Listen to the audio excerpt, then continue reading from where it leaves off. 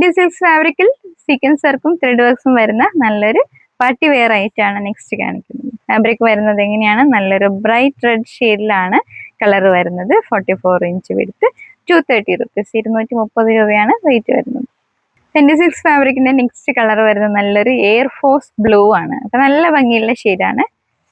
230 rupees, 44 inch width. അതുപോലെ തന്നെ ഇതിന്റെ കോംബോ ചെയ്യാൻ പറ്റിയ പ്ലെയിൻ ഫാബ്രിക് കൂടെ അവൈലബിൾ ആണ്. 120 പെർ മീറ്റർ ആണ് റേറ്റ് വരുന്നത്. ഫെൻഡി സിൽക്സ് ഫാബ്രിക്കിൽ നെക്സ്റ്റ് കാണിക്കുന്നത് നല്ലൊരു ഡാർക്ക് ഗ്രീൻ ഷെയ്ഡാണ്.